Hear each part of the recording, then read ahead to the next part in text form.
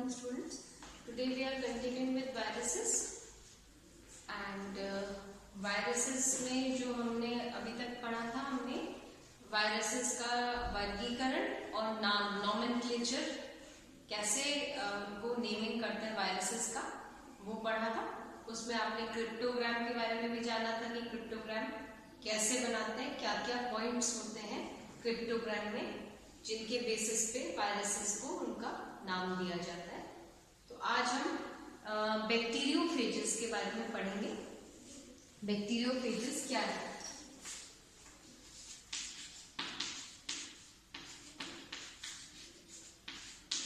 Bacteriophages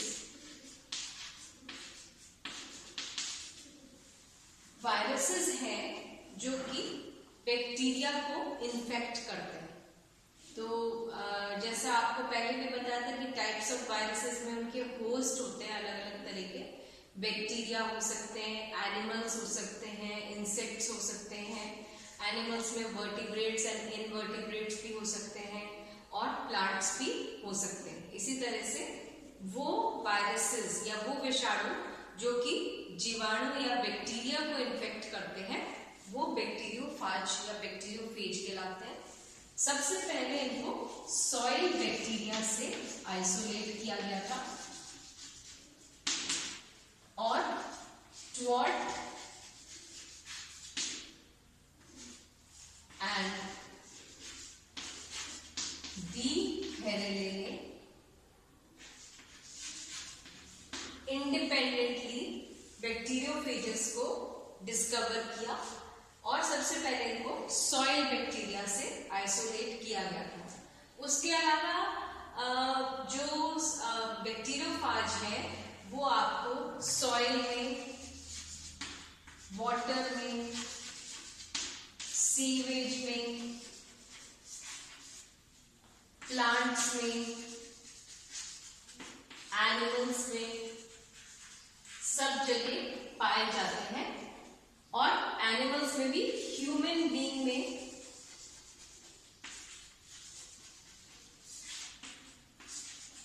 blood, urine, sputum, nasal discharge सब में पाए जाते हैं जो बैक्टीरियोफाजेस हैं। ठीक है, तो ये सारे अलग अलग एनवायरमेंट्स में मिलते हैं। अब इसके अलावा बैक्टीरियोफाज के अलावा हम इनको और भी ज्यादा सब डिवाइड कर सकते हैं, जैसे कि एक्टिनोमाइसीटीज हैं। एक्टिनोमाइसीटीज मोनेरा का ही मेंबर है।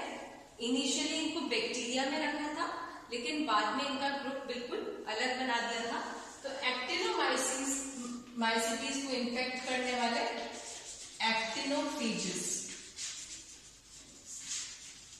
ठीक है। उसके अलावा जाइनोफेजेस, ये यीस्ट सेल्स को इन्फेक्ट करने वाले होते हैं। और साइनोफेजेस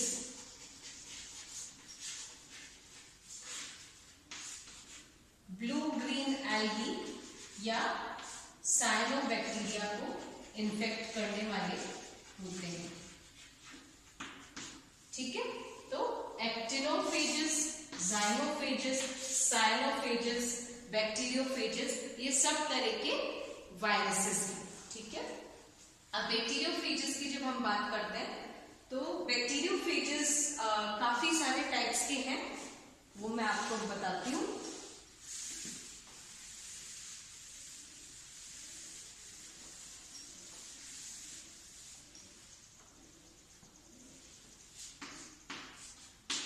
फर्स्ट टाइप है टी फेजेस।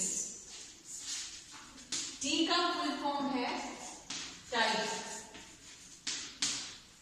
अब इसमें कई सारे होते हैं, T2, T4, T5, T3, T6, T7, T1।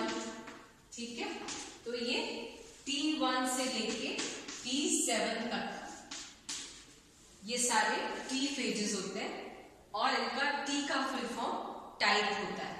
इनका स्पेसिफिक कैरेक्टर होता है presence of tell.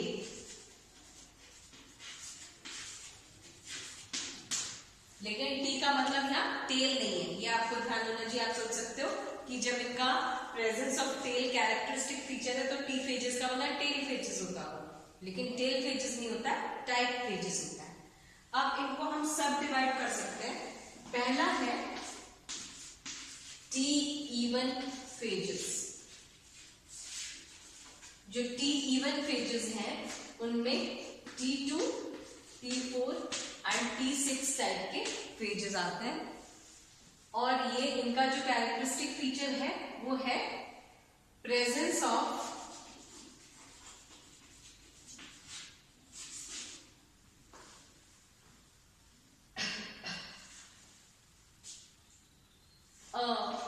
an angular head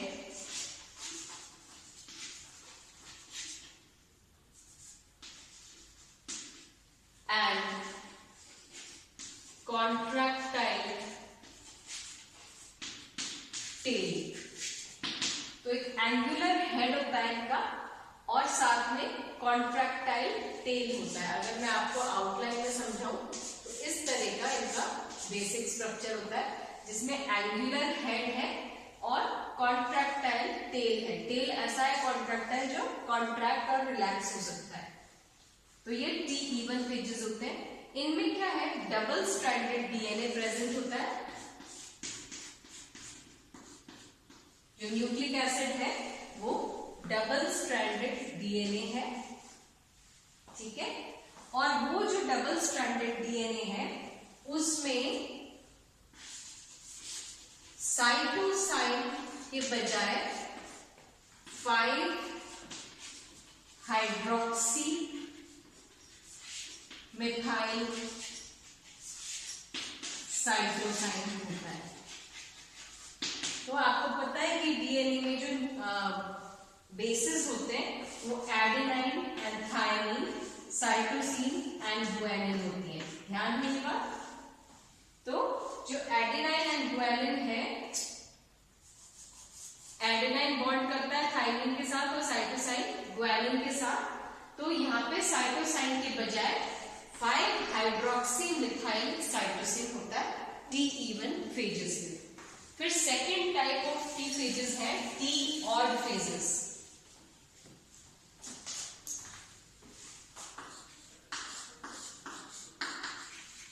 T odd phages, इनके एग्जाम्पल है T1, T3 एंड T7। इनमें प्रेजेंस ऑफ एंगुलर हेड है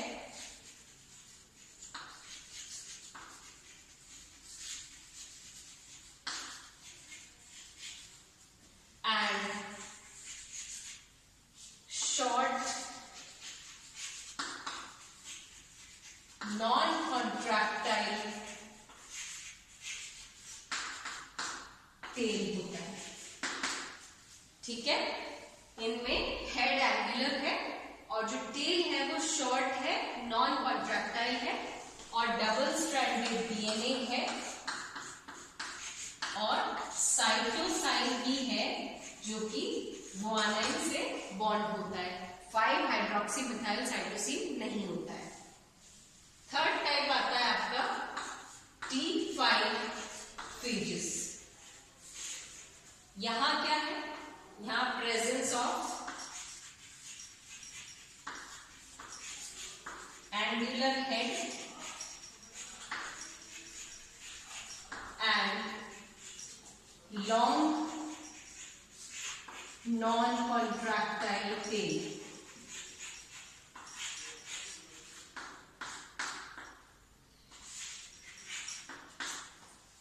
ठीक है, डबल स्ट्रैंडेड डीएनए है और उसमें फिर से साइटोसाइन भी प्रेजेंट है। तो अब हम इसको अगर वापस से देखें तो T फेजेस जो होते हैं T1 से T7 होते हैं। T का मतलब टाइप होता है, इनमें प्रेजेंस ऑफ टेल है और फिर इनको सब कैटेगराइज करते हैं, T even phases, T odd phases and T 5 phases. T even phases के हैं T2, T4, T6। इनमें एंगुलर हेड है, डबल स्ट्रैंडेड डीएनए है, डीएनए में साइटोसाइन के बजाय 5 हाइड्रोक्सी मिथाइल साइटोसाइन है, कॉन्ट्रैक्टाइल टेल प्रेजेंट होता है। T odd phases and T 5 phases दोनों में नॉन कॉन्ट्रैक्टाइल टेल होता है।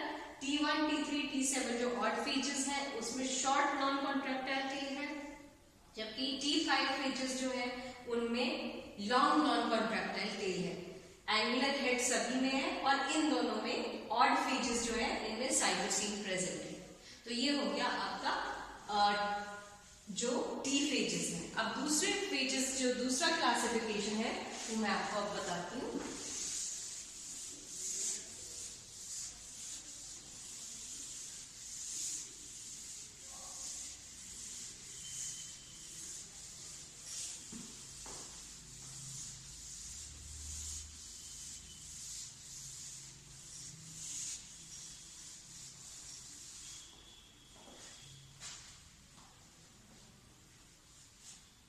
एक टर्म आता है टेम्परेट फेजेस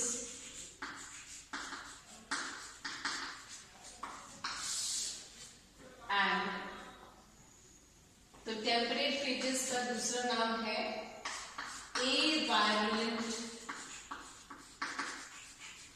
फेजेस, और यहां हम कहते हैं वायलेंट फेज या लाइटिक फेज। ठीक है, तो जो टेम्परेट फेजेस है और जो लाइटिक या वायलेंट फेजेस है, क्या है इनमें डिफरेंस? जब वायरसेस, जो बैक्टीरियोफेज है वो वायरस को इन्फेक्ट, जो बैक्टीरियोफेज है वो वायरस है जो बैक्टीरिया को इन्फेक्ट करता है। तो उसके दो मैकेनिज्म्स होते हैं, लाइसोजेनिक एंड लाइटिक पाथवे, जिसको हम आगे डिस्कस करेंगे। तो उसमें क्या होता है कि ये जो बैक्टीरियोफेज है, सपोज ये बैक्टीरियल सेल है और ये एक बैक्टीरियोफाज है।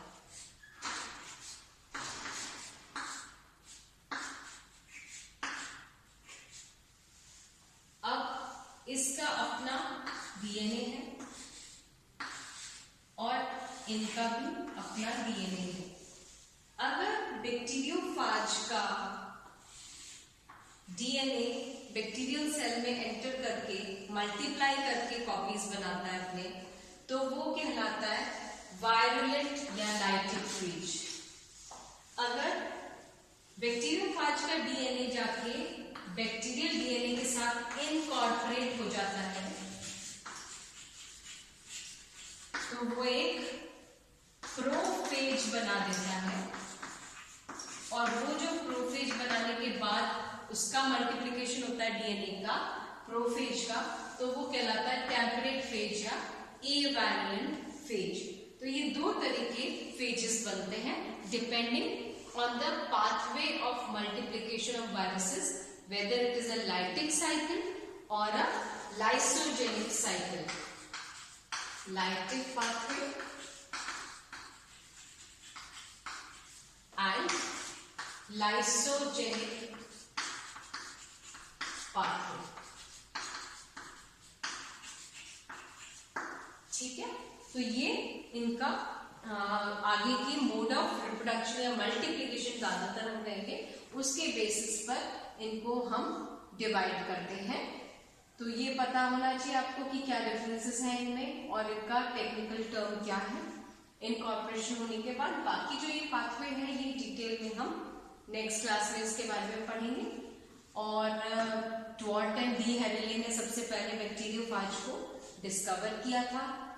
इसके अलावा जो types of T even and T odd phases हैं, फिर उसके बाद बेसिक स्ट्रक्चर क्या होता है किसी फाज का, जब हम स्टडी करते हैं तो एक एंगुलर हेड होता है या पॉलीहेड्रल हेड होता है, और फिर उसमें नेक होता है, कॉलर है, कॉलर के बाद टेल है जो कॉन्ट्रैक्टाइल है, और टेल एंड्स होते हैं पिन्स होते हैं, ये सारा जो बेसिक स्ट्रक्चर होता है डिटेल में एक बैक्टीरियोफाज का, टिपिकल बैक्टीरियोफाज का, वो हम पढ़ेंगे।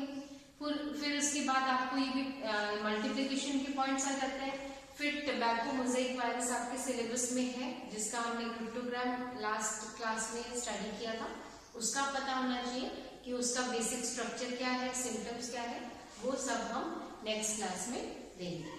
Thank you.